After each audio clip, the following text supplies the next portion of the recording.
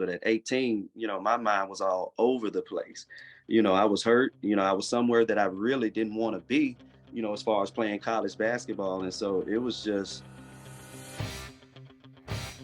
Today on the show, we have former University of Tennessee and East High School standout, Tony Harris.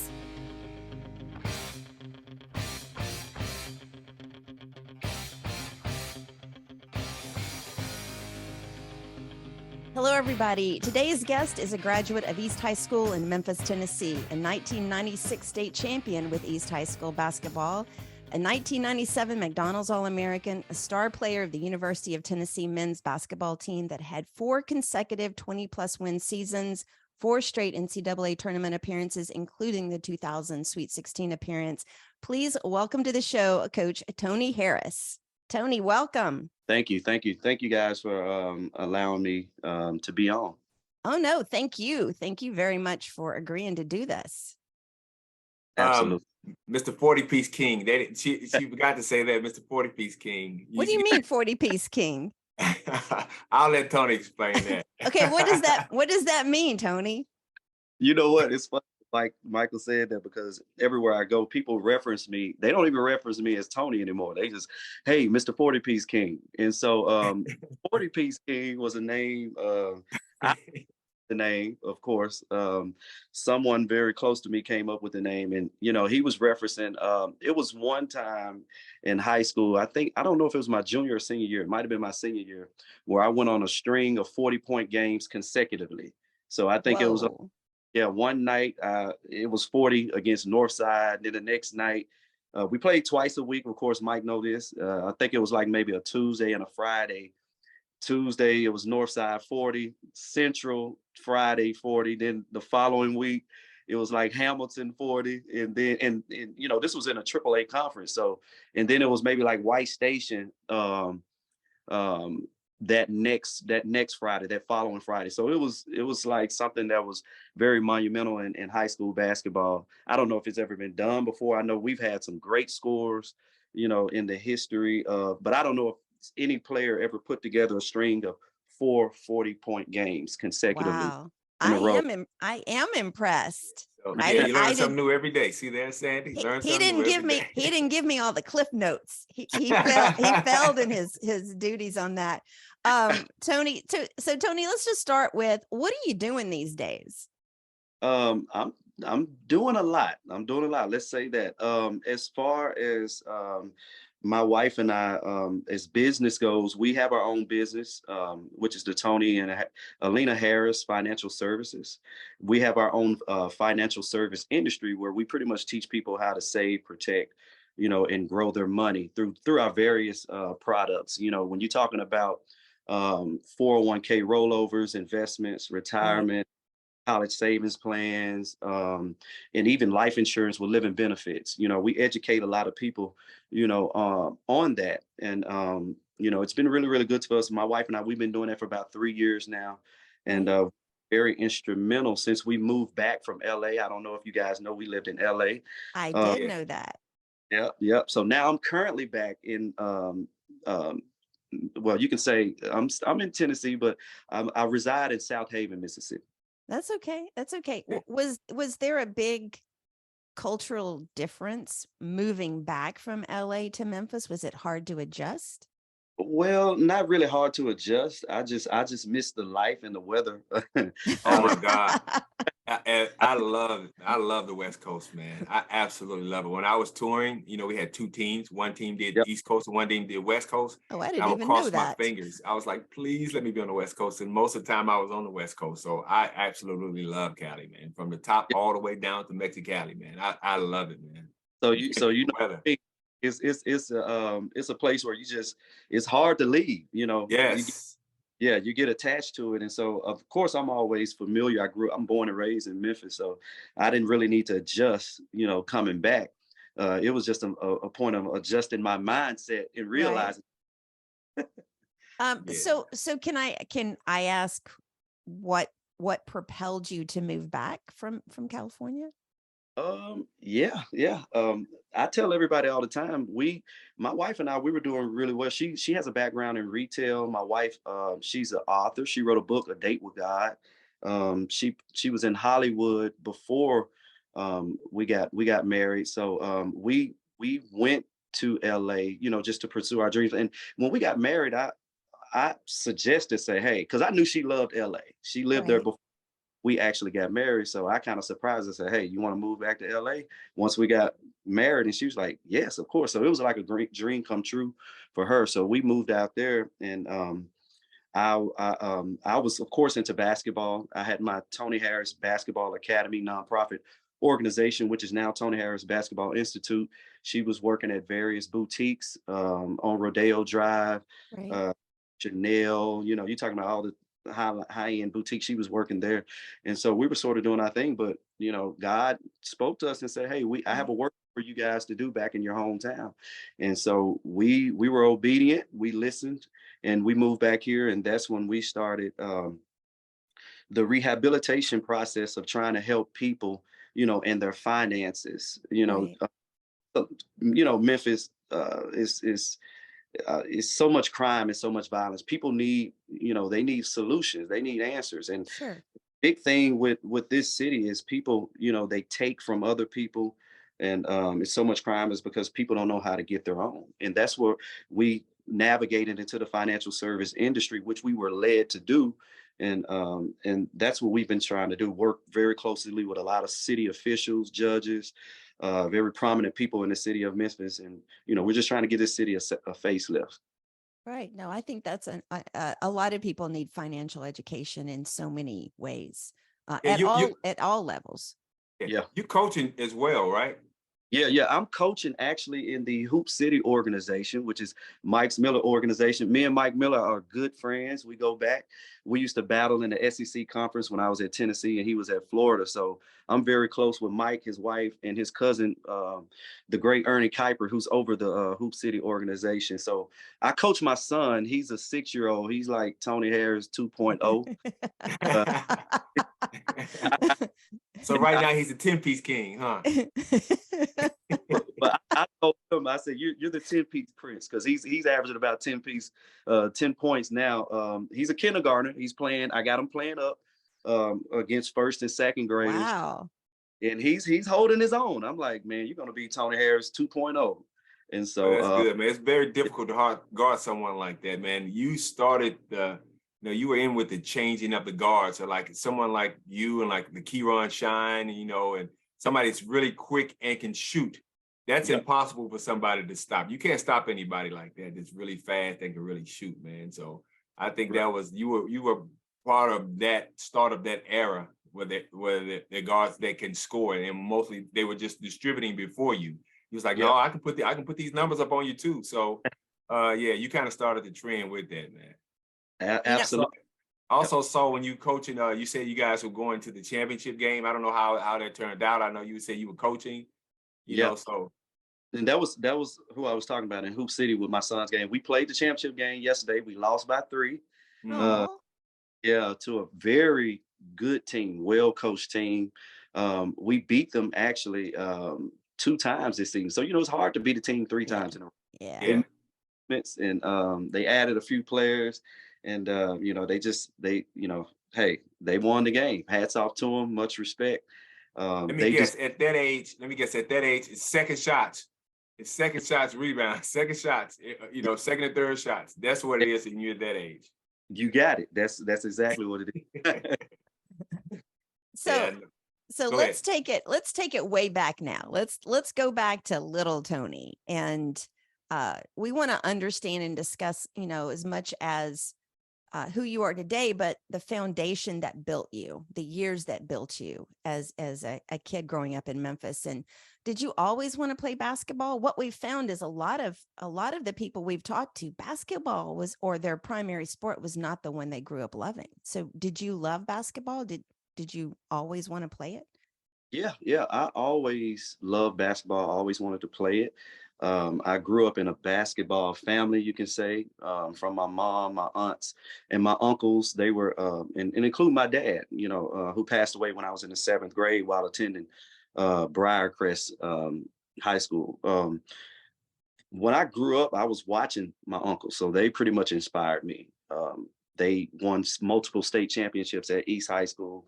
My uncle Jerry Harris was a high school star who started at point guard around the early '80s, and then Right. he went on to play football when it was then Memphis State. So he played there. His name is Jerry Harris. He played with Derek Crawford and those guys like Oh, that. wow. Yeah. So I grew up watching them and pretty much developing a love for the game, from watching my uncles. And then of course, you know, growing up just Memphis basketball is like, I tell people all the time, it's like people say New York is the Mecca. I say Memphis is the Mecca. That's exactly right. Memphis is the Mecca of We've basketball. had so much talent, to come through this city. It's unbelievable. And for people out there that may not know, your cousin is Tyler Harris, who just finished up a stellar year at, is it UCF? I always get them confused. Uh, UCF or USF? USF, South Florida. USF. Yeah, South Florida. We were going to ask about your love for basketball, because I remember the moment that I fell in love with it. But you said you kind of grew up and it always was a love for you. Mhm. It was no doubt. Like I remember the exact moment when I fell in, but it was just in you from the beginning, you would say. So Yeah. let's talk about this legacy, man, you have at East High School. It's some, I was talking to Sandy, man. You guys got some big names coming out of East, man. I mean, you from McDonald All-American guys, man. You got the Anthony Douglas, you got Cedric Henderson, you got Billy Smith, you Yeah. have you have James Wiseman. So man, you are part of you guys produce good products up there at East, man. So let's talk about your legacy at East, man, and that 1996 state championship, man. How did it make you feel? Man, it made me feel great. It was a bittersweet moment. During the '96 season, it was so crazy, guys, because my ninth grade year and of course, I went to Briarcrest my seventh grade year, and I transferred and went to Okay. East my eighth grade year, and then just catching you guys up to speed. My ninth and 10th grade year, we had teams that were supposed to win the state championship. Right. We were pretty loaded my freshman year and my sophomore. But going into my junior year, it was funny because we lost pretty much everybody. We lost a lot of seniors.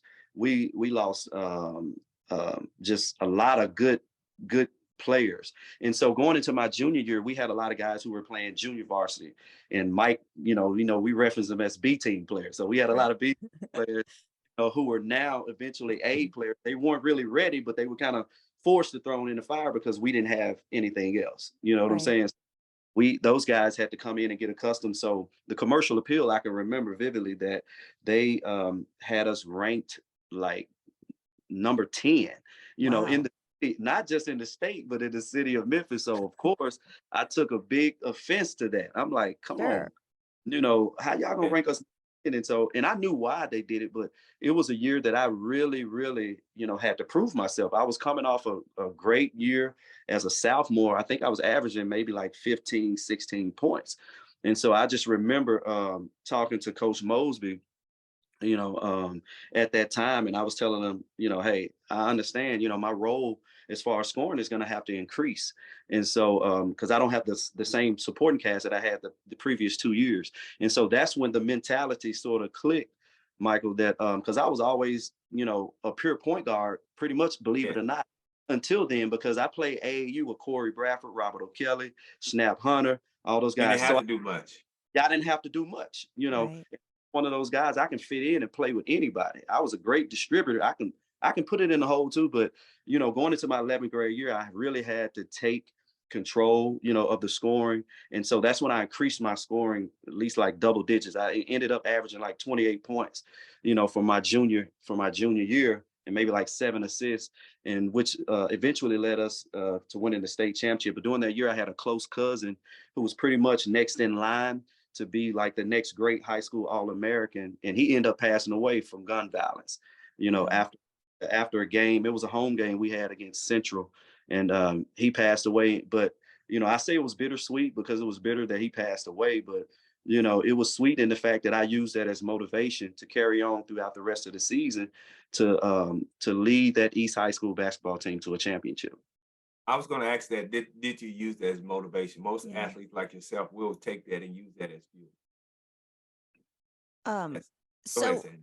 so Yep. as you were in your senior year at East High School, what was the recruiting process like for college?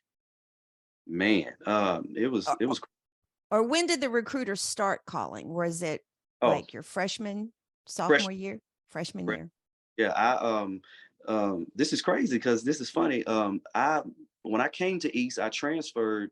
Like I said, in eighth grade, I played junior high one season. I was going to play junior high again in the ninth grade, because all of my friends, were playing junior Right. high. So they were in the ninth grade. So Coach Mosby was like, "Hey," he told the junior high coach, then he's like, "Man, Tony is playing high school. I need him on the high school team." And so I was like, "Man, I don't want to play high school.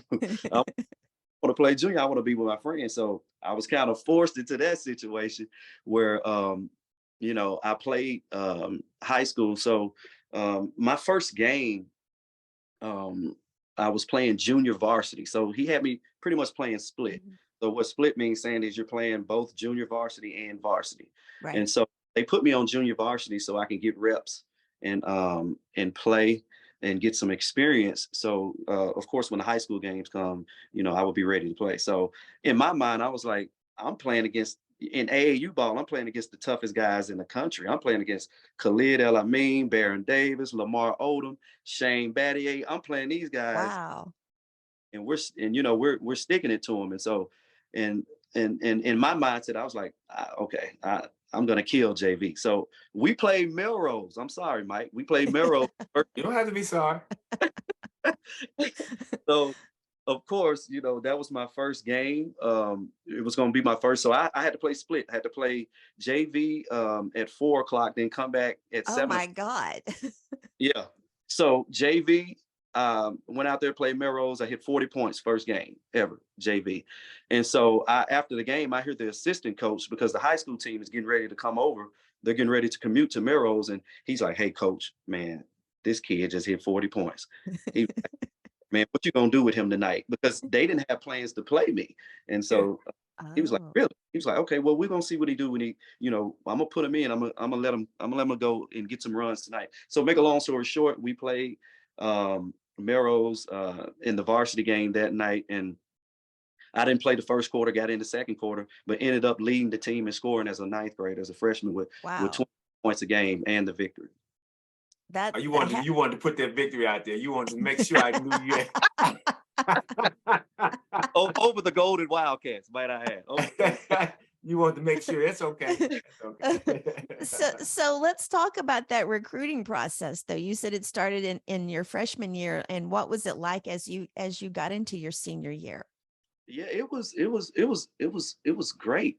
It started out a great process, because I had everybody pretty much in the country. You talking about every conference, man. I was getting letters from everywhere, from University of Cal, Arkansas, North Carolina, Duke, Indiana, Georgia Tech, of course, Memphis, Kentucky. And so you got coaches coming in to the practices. You got coaches coming into the AAU practices, watching during the AAU tournaments. And so it was really, really a great time going through that recruiting process. But it was bitter. It was bittersweet towards the end. And Why was that? huh? Why was it bittersweet towards the end? Yeah. Well, towards the end, it's decision making time. Right. Yeah. And so decision making time, of course, my uncle, he was, which is Tyler's dad, he was over my recruiting process. And so, I found out that, he was, pretty much, in conversations and in cahoots with University of Tennessee at that time, since I was in the ninth grade. And, it was some conversations and interacting going, on behind my back. And I found out that other schools were being um, pretty much led away, meaning Right. that I was telling them, "Hey, he's not interested." But that never came out of my mouth. And Right. so I later found that out in my recruiting process. And it was of course, for a young guy, a teenager, it was a major blow to me. I never knew that was going on. And it also had to be hard because you'd grown up in Memphis, Yeah. and we've talked to several guys, and had you always wanted to play for Memphis? Was that kind of growing up, that's kind of what you wanted to do? Yeah, absolutely, Sandy. How could I grow up in the city? Sure. I'm watching as a youngster, Yeah. Baskerville Holmes. I'm watching them battle Louisville, Andre Turner. You got Keith Lee. I can keep going up the line. With even the era with Penny, even the era with Mike. I was a big fan of Mike. Then when they had that nice run with Right. him and Cedric and Lorenzen and Mingo and Chris. I'm at the gym with these guys in the summertime. That's the only So reason we let you play, because we thought you were going to. So tell the truth, Mike. Tell the truth. That's the only reason we let you get on the field house floor, because we wanted you to come to Memphis, man. So Man. I do want to talk about that pivotal moment, because you ended up going to University of Tennessee, and Coach Finch ended up being fired from the University of Memphis. And there were three of you that actually left in Memphis and went to other schools. That was you, Robert O'Kelly, and Corey Bradford. Corey went to Illinois, and Robert O'Kelly went to Wake Forest. And how did that? Because I didn't really pay attention to a lot of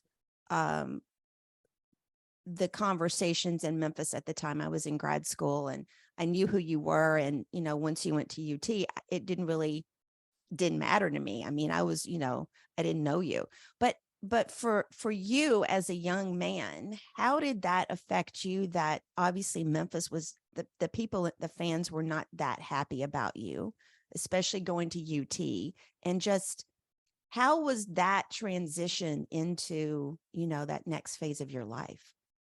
I'm gonna be honest with you guys, and I'm glad that you guys are asking me these questions, because a lot of stuff that happened after I announced that I was going to the University of Tennessee, a lot of people around the city don't know what I had to endure. Right. Yeah, I got some threats.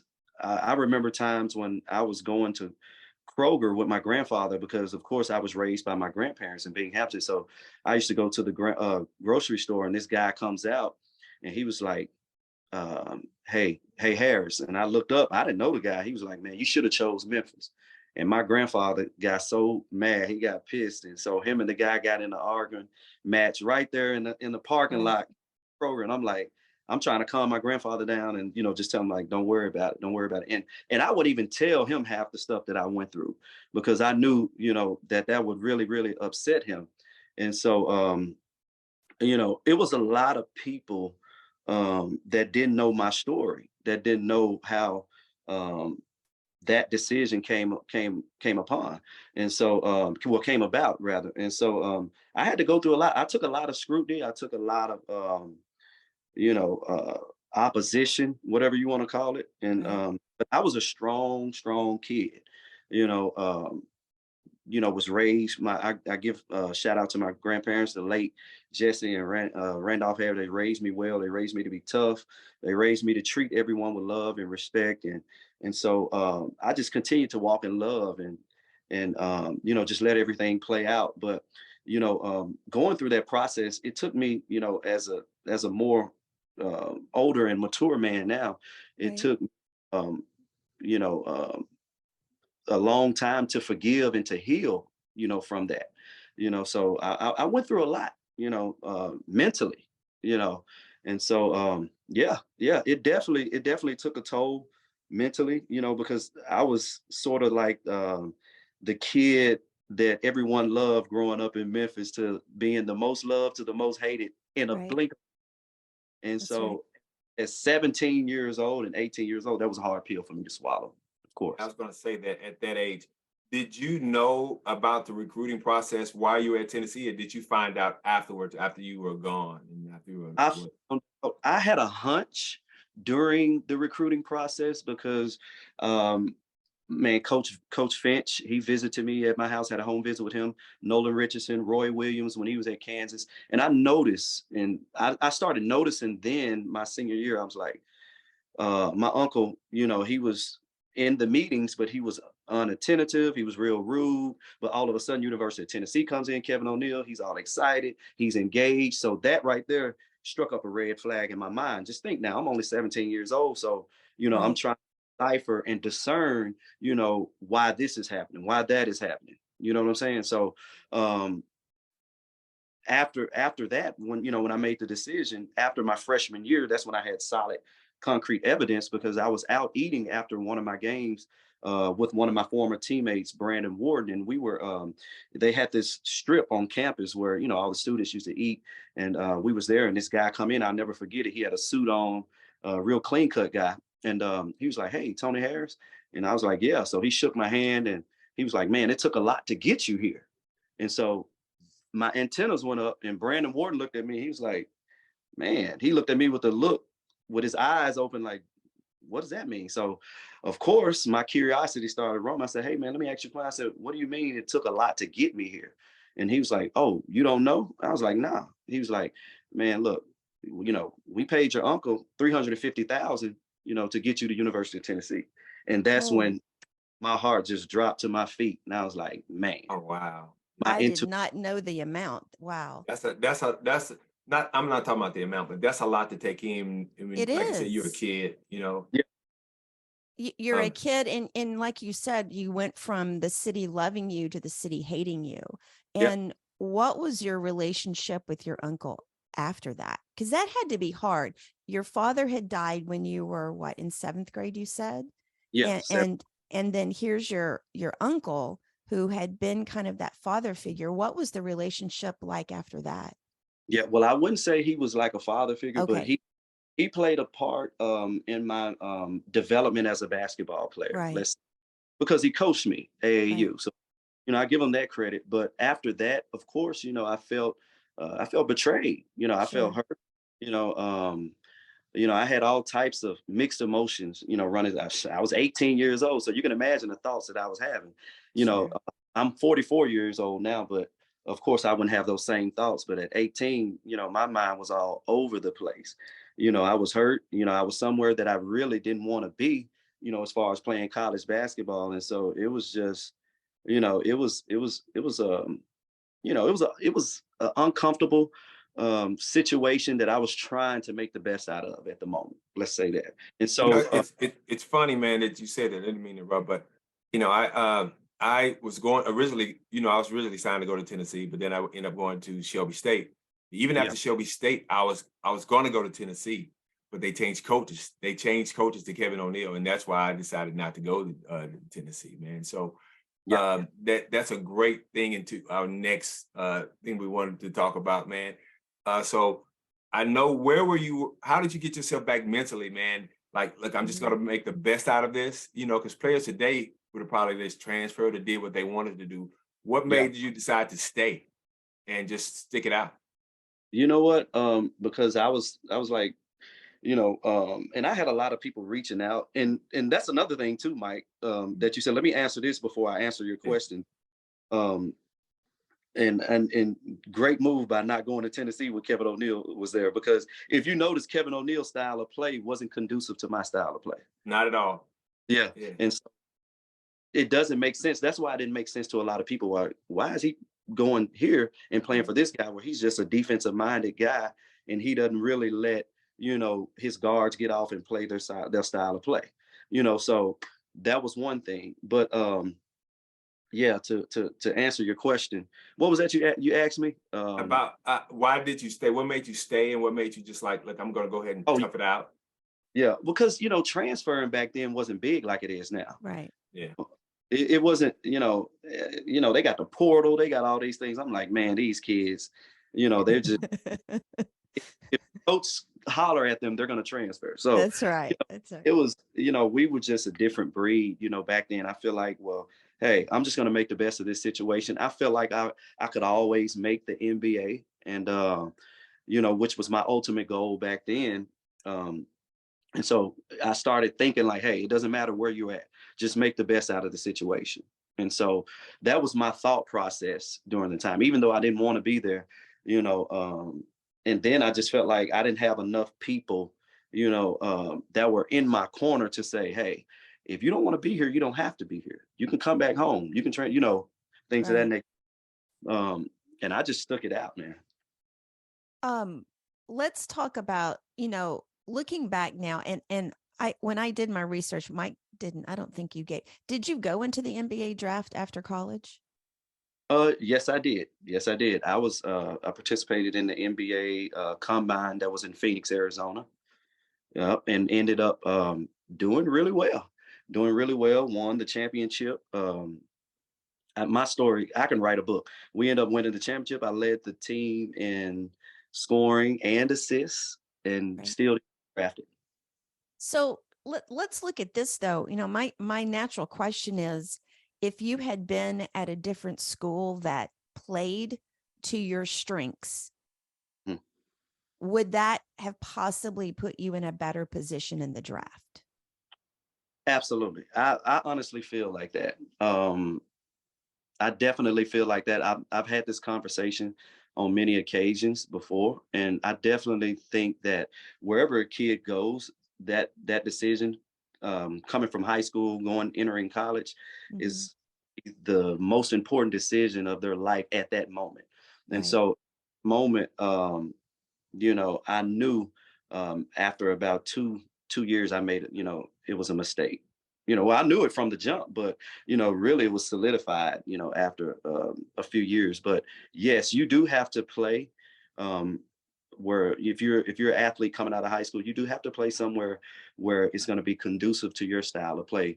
Because if you're in a situation where it favors your playing style, you have the best chance. Right. I can remember being a freshman, and I had a teammate, I won't say his name, but his dad, he used to be around the program a lot. And his son was, pretty good before I came. And so when I came, he was kind of limited on what he could do because he was really doing everything.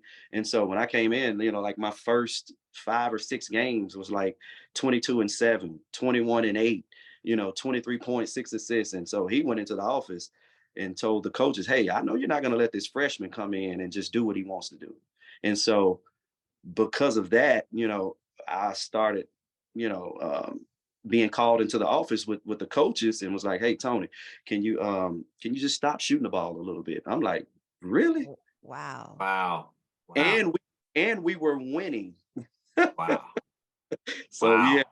yeah, it was a lot, man. I was like, this can't be happening. All So right. yep. So you did great at camp in Phoenix, man. You didn't get drafted. What's your thought process now? Um, my thought process, I was like, okay, well, that's when the G League, well, then D League was Right. just. So I said, well, let me just go to the D League and see how this work out. Play a year in the D League, and and I'll just go from there. So eventually, I played that 1 year with the Fayetteville Patriots. Um, I don't even know if they exist now, but I don't know. I don't know. But it was the Fayetteville Patriots, and then I ended up going overseas playing in Spain after that for about 7 years. So that was the same place Andre Turner played, was in Yep. Spain. Andre played so long, you probably played against him or with him. Hey, Andre but played until he was your age. I did play against Anthony Douglas in Spain. Oh, Oh, wow. really? Yep, after a game. Yep. We talked, we chopped it up and everything. And yep, all the way in Spain. Yep. Wow. That's pretty cool. You And played 6 years. Andre said he used to speak the language. Did you learn any Spanish while you were over there? I spoke a little bit. I spoke a little bit. I knew just enough. To Um eat. To eat, yeah, huh? yeah, get around. And that's funny Exactly. about Andre, because Andre is him and his wife, they're my wife and I's business partners now. Oh, really? Yep. Yeah. Wow. He was a hoot, I gotta tell you, when we interviewed him. So how did you know? Okay, so let's, since it's obviously the fifth quarter podcast, so you go and play overseas.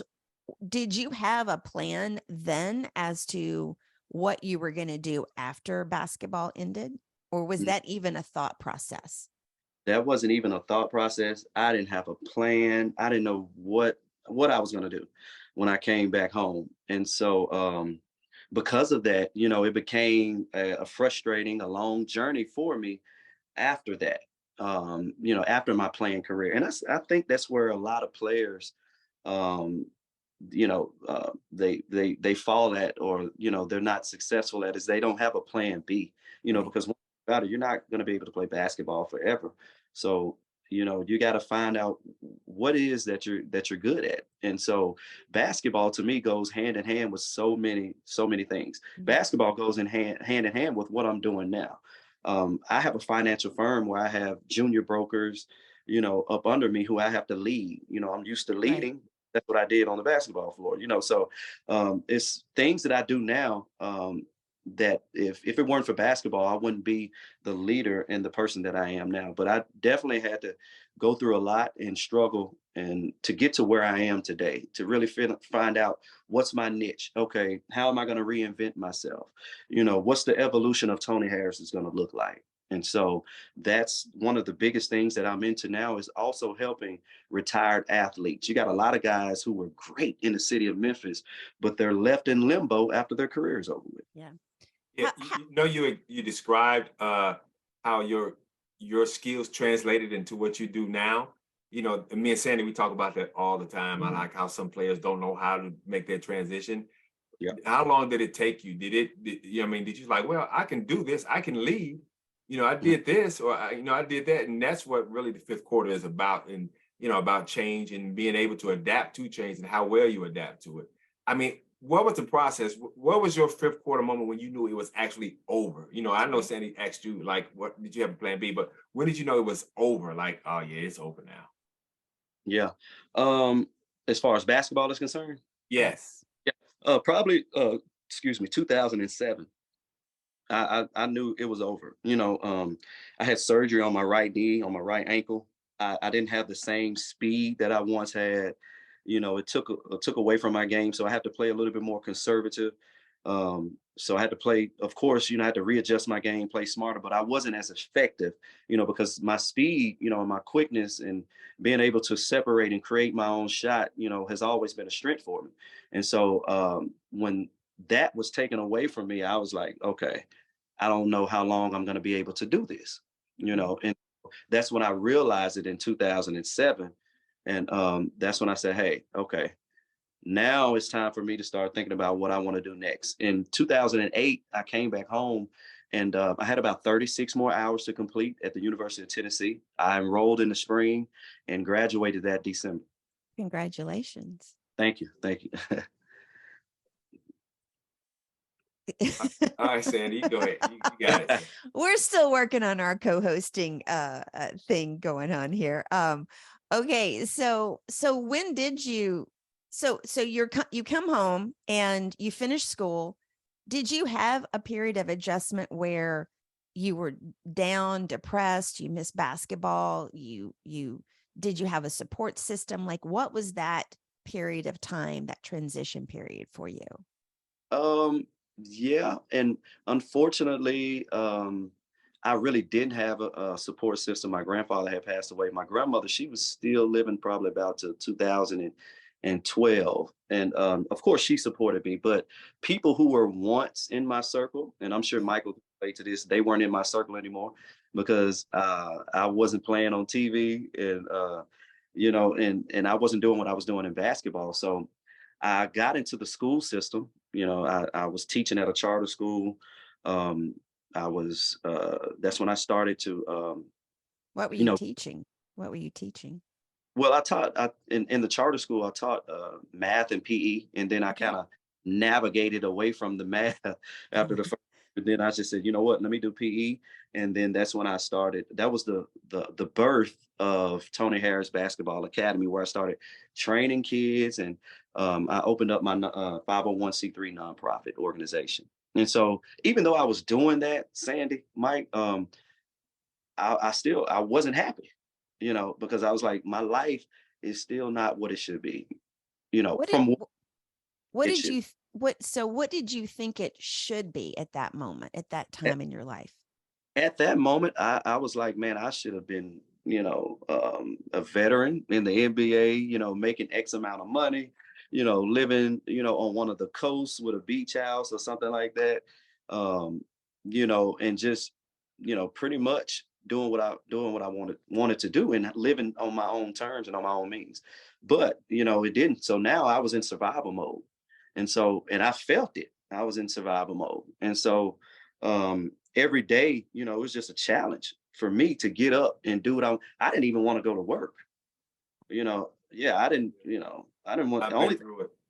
yeah, I was like, man, this is not how my life is supposed to be, and so I had to really, through prayer, I started going to church, and eventually I ended up getting saved, and God just turned my whole life around. And I'm gonna drop some information on you guys that you didn't know. I got Ooh, ordained minister in 2013. So okay. I knew that. I think I knew that, man. I think I did knew that. I knew it. I keep up with you more than you know, man. I do, man. I watch you and your family. I watch you and your kids grow, man. I knew you even I was when you were living in Cali, man. So I yeah, follow you, man. You wasn't a Tiger, but I know you're a Tiger at heart, and you're a Memphian, man. And you're my little brother anyway. So I keep yeah. up with you. I do Thank have a question about that though. So what was the moment that led you into a stronger faith with God? I was raised in the church. I always knew God. Of course, like any teenager would do, I strayed. Of course, and during my playing years, and I wasn't happy, and Right. I was going through so much, guys. I want to be very transparent. I was struggling, with finances. Just felt like I had holes in my pockets. I was just running through cars left and right. They were breaking down, and I was like, you know what? Something's going on, and it's not right, and God is not pleased with it. And so, the Bible always says, you train up a child in the way that he should go, and when he gets older, he won't depart from it. And so, I had to go back to the basics and the foundation on which I was taught, in the church. I had to follow principles and live according to the way God wants me to live, and that way, I would be blessed. But I felt like God had so much grace on me because, as a youth, as an adolescent, I engaged in things that I shouldn't have engaged in, but that was just God's grace because I hadn't come into the full knowledge and understanding on what I should be and what He expects of me as a young man. So, people sort of get away with things at a certain age, but it's a certain time where God said, okay, now I'm going to put a Mhm. tighter leash on you. You know better from doing this and you know better from doing that. And so I got to the moment, basically, guys, where I just got tired of getting my butt spanked. And so I said, you know what? It's time to get some order in my life. It's time to live life right. And, so I can see, the fruits manifest in my life and the life that God has for me. And that's what I did. And, ever since I did that, man, my life hasn't been the same. How humbling was it for you to be Tony Harris, Mr. 40 Piece King, to come back and not achieve the initial goal that you have? How humbling was it to come back home and just be Tony Harris? Yeah, it was a very, very humbling experience, man. I had a lot of people, like I said, who was in my circle that drifted, that scattered. And so mentally I was like, man, I went from the 40-piece king to the 0-piece king. And so Mm. it was a humbling experience, but I thank God for it. It showed me a lot, it taught me a lot. Um, it just taught me that, certain things in life, you know, even though it might look good, the glitz and the glamour, Right. being that it's good for you.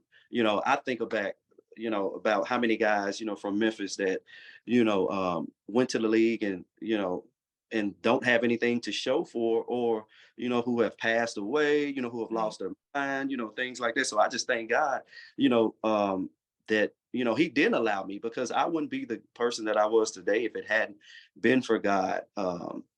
You know, um, taking that away from me. And so I got an interesting story, man. I don't know if you guys want me to share it with you, but Sure. Yes, yeah, Sure. we do. uh, Yes. it's in relevance to this. And it was back in 2000. So this was 23 years ago. We were playing Arkansas at the University of Tennessee at Thompson Bowling Arena. And it was on ESPN, sold out crowd. I was at half court, and I hear the Holy Spirit's voice saying, "Look up, look around in the stands." And so, everybody was going crazy. And so I was at half court, and you can literally see me. I got the tape of where I can show you guys where I'm just looking around at half court going in a 360. But nobody knew that God was talking to me at the moment. And He said, "Hey, look up at the crowd." He said, look at how they're cheering for you. And he says, I don't want you to get used to this. He said, because if you get used to this, you'll be a slave to this. Hmm. And you'll never get to where I want you to be, and we'll never have the relationship. So at that point, God was getting me ready for the breaking. I didn't know I was go through the breaking of the process, or, not getting into the NBA. But at that moment, it kind of hit me. And I knew what God was saying. He was saying, if I give you this, you'll never have a relationship with me, because it's going to overtake you. And so when I look back at it at 44 years old, I thank God. I get on my knees. I'm like, thank you. Because the Bible said, what is it worth a man to gain the whole world and lose his whole soul? So I went through that process, and every time I tell that testimony, people are just like, wow, they're floored. And so I would never forget it. And so I tell people all the time, and people come up to me like, man, you should have been in the NBA. I was like, nah, man, it's not God's purpose. He got me in a different arena now, and it's to help to save souls. And so, the impact that I'm having now in the arena with helping people find Christ is much more greater than what I was doing on the basketball court.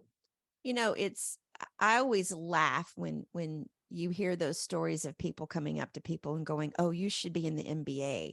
Mhm. It's easy for other people to say, but being in the NBA comes with so many things that are against you, so many things that can lead you down the wrong path, and all of those things. Not to say that, it's not valuable to people when they go through their career the right way.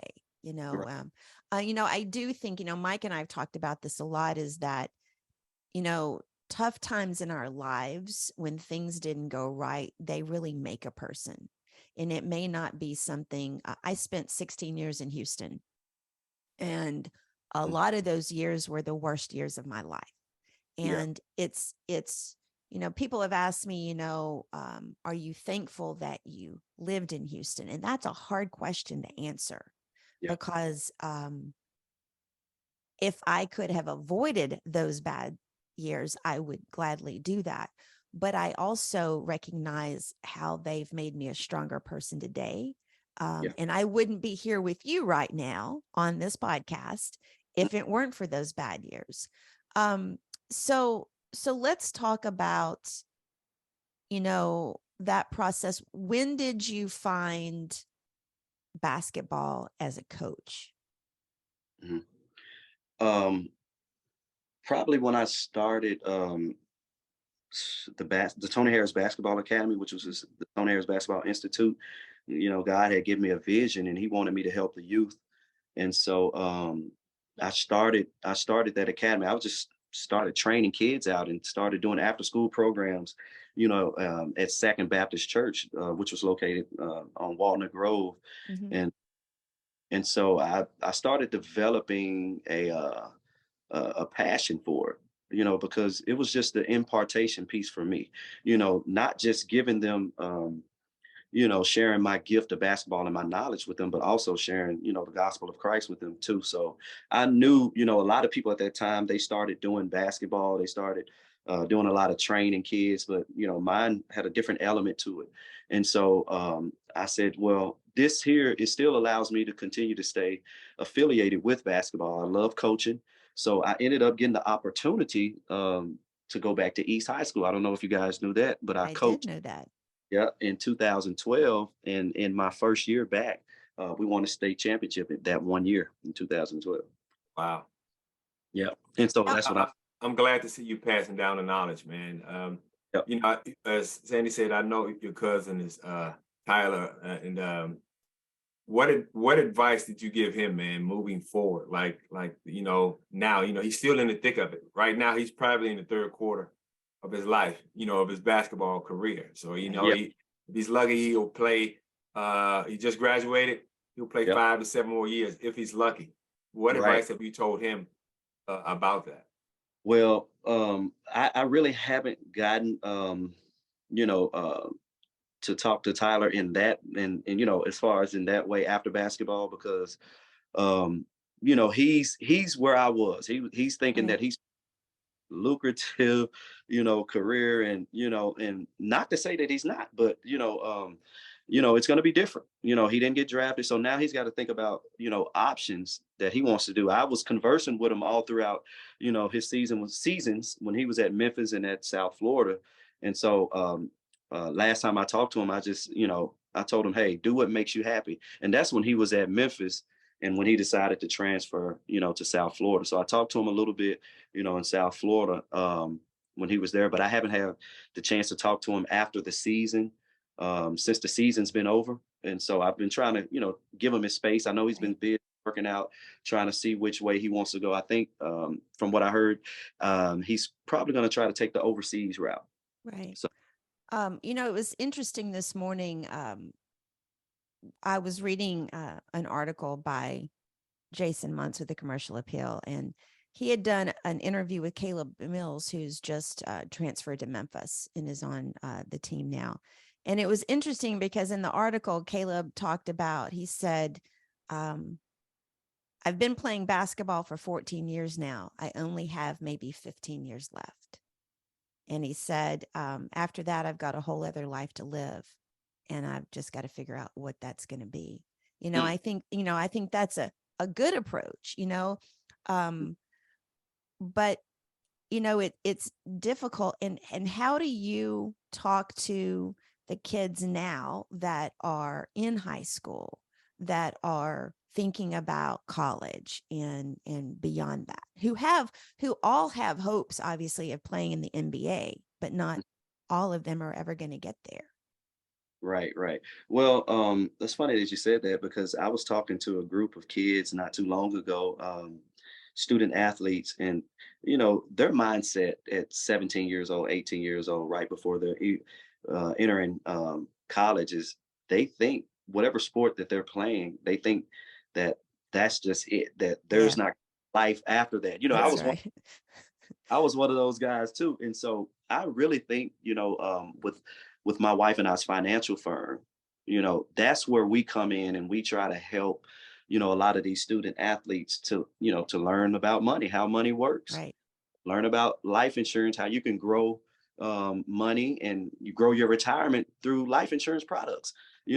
Our products and services are so educational that, we even talk about this stuff to high school kids. I actually think they ought to have courses in high school, I agree. I do agree. To implement to get kids better prepared for life. They don't know how to save, protect, and grow their money. So I always bring these conversations up with these kids to let them know, hey, you're not going to be able to do this for the rest of your life. So you need to know how money works. We provide opportunities. Every kid that comes through my program, I give them an opportunity to come back and work for me, or work with me as a business, partner, whichever one that they choose, to give them, a second chance at life, especially with athletes, because I know athletes are the ones that, we grow up, we put all our chips. I told Mike, we put all our chips in one barrel and that's pretty much it. And so we're stuck in limbo and we're stuck wondering what's next. You don't have to worry about what's next. Okay. If you learn a skill set, if you learn, about money at an early age, you can kind of set out your path on what you want to do just in case plan A doesn't work. You can resort to plan B, and it won't take you long to transition because hey, this is what I'm gonna do if this doesn't work. Yeah, it's funny that you said that. I know this NIL stuff is relatively new, but I just hope the universities, they do have courses for these athletes to know how to handle the financial side of it, especially since they're reaping the benefits of what me and you did in college. You know what I mean? Yes. So I would hope the universities are starting to do some things like that, man. This is my favorite question. I really want to ask you this question, man, because you've been through so much. This is my favorite one. What would you tell a young Tony Harris, a 17-year-old Tony Harris, if you saw him in the gym and you walked in the gym and you saw him in there working out? What would you tell him? Wow, that's a great question right there. I don't think nobody's ever asked me that. For the win. That's why me and Sandy are like that. You see that? That's why we. Hey, no, I'm serious. And let me add the icing on the cake. This is the best interview I've ever done. The best question. Oh wow, thanks, man. Can we quote you on that? Yeah. Absolutely. And I can tell that these questions were thought through. It's just you guys didn't slap anything together. I'm I going to give myself props for that Yeah, right she there. does. She's a really hard worker. She is. She does. She comes up with stuff. I was like, wow, I didn't even think about that. I didn't even think about that. But she gets a lot of the praise of what goes on here in the fifth quarter. So yeah, big shout out, big ups. I couldn't do it without Sandy at Okay, all. so what would you tell a young Tony Harris? I would tell a young Tony Harris. I seen him in the gym. I would probably walk up to him and tell him, hey, you know, um, man, just follow your heart. Continue to let love lead you. You're gonna have there's gonna be some highs and there's gonna be some lows. Right. Um, just continue to keep your character intact. Continue to love people so you can continue to keep that avenue or that channel open for God to bless you. Don't be bitter about anything that happened in your past. All things work together for the good of those who love God and who are called according to His purpose. And whatever decision that you want to make, you make it, and whatever that it is that you feel like God is leading you to do, you do it, so you won't have any regrets. And Do that's you what I have any regrets? Do you have any regrets? No, I don't. I did have some regrets, but I don't. I understand now at this point in my life, um, although things really didn't go the way I wanted them to go, you Right. know, I know, I serve a God who can clean up messes. And so I've been in a lot of mess. And so He's cleaned it out and He's made my path, man, I'm talking about where it's filled with purpose and fulfillment and joy. And I'm at a place in my life, Mike, where um, my transition and my evolution. God has been so good to me, and I'm thankful for the things that I've been through. Because if I look at it, I wouldn't be able to handle um, what God has blessed me with now. I got a beautiful wife. I got, man, my loving children. We got our own business. We pretty much travel whenever we want. I got my own Tony Harris Basketball Institute. And so, yeah, You're exactly where you're supposed to be. That's I'm right. exactly where I'm supposed to be. Exactly. I perseverance and resilience come to mind when I think about you and your story. A couple of things that I didn't get to ask earlier, but I'd read an interview and you had said that you're a Binghamton guy. What does that mean to be a Binghamton guy? How long ago was this interview, first I of all? don't know. I was doing my limited research this morning. I wouldn't say that right now. But anyway, being, to me, what I would say a Binghamton guy is Yeah. would personify just what you said, a guy with perseverance, who's resilient. Growing up in Binghamton, it wasn't easy. It was tough. I had to persevere through a lot of things. I had to persevere through a lot of hurt, even hurt that was close to me. I've seen lives being taken. I've seen people been mistreated. Right. uh, so I've experienced and I've seen a lot, not just with myself and but just with other people and just other people involved in the community.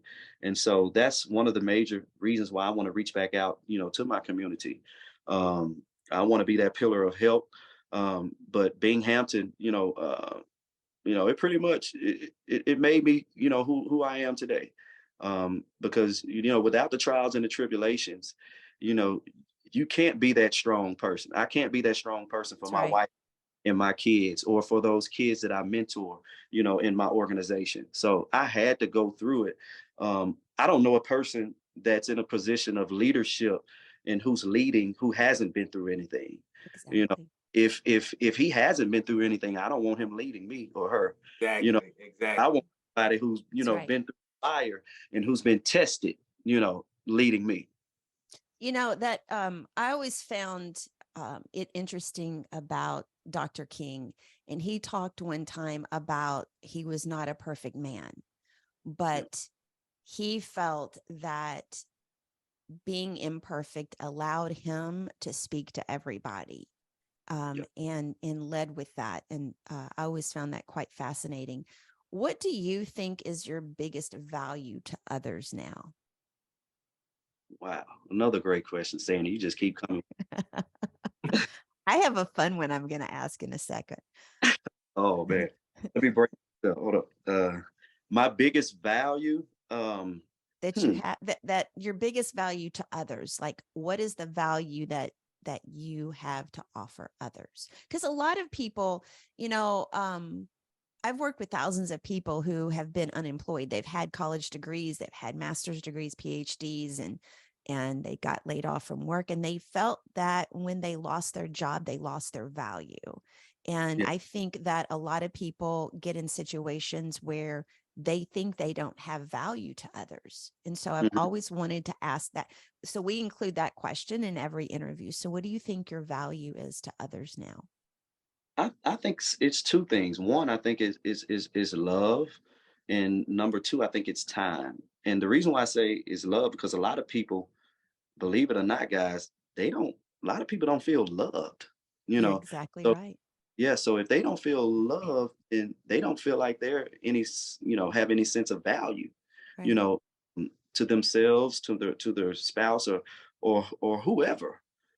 I've talked to athletes where even I felt like this. I didn't feel loved by certain family members growing up, or friends, because of whatever reason, even through my recruiting process, this family member, they want me to go here, that Right. family, because I'm like, wait, what about me? So that was a struggle. So I always, pride myself on making sure, I'm pouring love into everybody who I meet with and I connect with, whether they're adults, whether they're kids that are in my program. And also, um, I feel like it's my time because if I spend time with you, then I'm gonna be in a state of giving. I'm gonna have to give you something. I'm gonna have to impart something into you that's gonna help you, get to that next level, whatever that may be, in what capacity in life or whatever you're struggling with. Because I consider myself to be a very versatile person. I can get on whatever level that person, needs, and I think that just comes along with the ministry part. You Right. know, a lot of people, they need help with, you know, uh, if they're struggling with their jobs or they need advice on, how to raise their kids or whatever the case may be. So I think my time is value, because I'm going to impart something, into that person that's hopefully going to spark them, to change their situation or help change the situation. Right. Uh, um, how do you want to be remembered? Um, Man, now here you go, Mike. Hold up. Do you These want to be remembered as Tony Harris, the man, 40 piece king, or Tony Harris, the financial guy, or a little bit of everything? Yeah, I think a little bit of everything. I think that's why we go through different transitions, different phases in our life. And I think those different transitions and those phases in our life is to is to really make an impression on people while we're here on earth. I was as you can say, was a pretty good basketball player. So what did I do? I entertained people. It was Right. entertaining Right. because I haven't played basketball and don't plan on doing it no more ever. But people come up to me and be like, "Man, you were great," and that's been over 25 years ago. Stuff that I did in high school and stuff like that. And so they remember me for that, but they also remember that, hey, my wife and I in the last 3 years we put 10 million back into the city of Memphis, with our products and services. Right. As life insurance with living benefits. We're trying to cut down the crime rate because guess what? If people are getting life insurance, more and more people think about this in a crime-ridden city such as Memphis, as more and more people are getting insured and they're getting paid out in life insurance, then the life insurance company is going to say, hey, we need to talk to the police department. We're paying out too much money. Okay, Right. Yeah. because everybody, and that's what my wife and I are doing behind the scenes. So we're trying to get people to get insured where not only that they have life insurance, but they can leave a legacy, for their families and their children, Right. you know that nature. I want to be remembered for that. I want to be remembered for helping leading people to Christ, you know, as much as I can. So, whatever arena, God puts me in, I feel like, that's what I want to be remembered for. Okay, so Mike, did you have something I to just say? want to say I'm proud of you, brother. Man, I am From a too. big brother to a little brother. I'm really proud of you, man. I You know, really am. I thank- just want to say that the respect I have for you, just going from that young kid at East High School and going through everything that you went through and what you found out at the University of Tennessee, and then just your journey now, I think that that speaks volume for the person that you are and the character that you have. Um, I always like to throw out this fun question for the women out there. How did you meet your wife? Oh man, my wife, believe it or not, my wife is from Binghamton. Um, we went to elementary school together, but I didn't know her then. Okay. We went to Grandwood Elementary, and then we went to East High School together. We met in 8th grade. We were in the same homeroom, and Oh, yeah, this is funny. We went on a date once. I think maybe I was like 10th grade, and we never said anything, to each other after that. And then we reconnected when I was a senior at University of Tennessee, and we were in a relationship. She was at the University of Memphis. I was at Tennessee. We were in a relationship. We ended up breaking up, going our separate ways for about 13 years. oh And my gosh. yes, check this out. About 13 years, I was 21 years old. When I was 34 years old, I was cleaning up my apartment at the time, and I heard the Holy Spirit say, "Hey, call Alina." That's my wife's name, Alina. Right. I said, "Okay." And so then I heard a sense of urgency. No, call Alina. So I picked up the phone. I called Alina, and I didn't know why I was calling. I was just being obedient to God's voice. And How so did you know her number? I got it from a friend of mine who had her Okay. number. Okay. Yeah, good Hey, question, this is Sandy. 40-piece king. He can get what he can get. He needs something, he can get Hey, it. the 40-piece king can get what he needs, what he wanted. But Okay. nah, Okay. Yeah, Okay. exactly. So you called her. Okay. yeah, I She called her. answered the phone. Yeah, she answered the phone, and she was like, "You're not going to believe this." She said, "I was just talking about you." And she said, "I was just talking about you 2 days ago with one of my coworkers." She was living in Dallas, Texas at the time. And so I didn't know her situation. I didn't know if she was in a relationship, nothing. And so I was like, okay, wow. And she was like, "I heard you got ordained." I was like, yeah, I got ordained. She was like, "Man, that's wonderful." And so we were just talking. And from that day on, we were just talking. We started, talking every day, and it was nothing like trying to hook up or get together or anything. We were just friends because we Right. always, admired each other. We respected each other. And, we just had that genuine love for each other.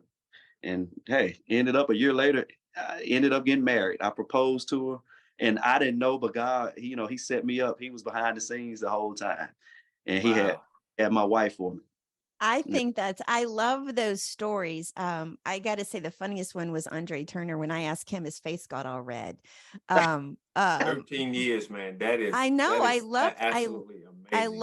I Yeah. love those stories. I really do. Mike, do you have anything else?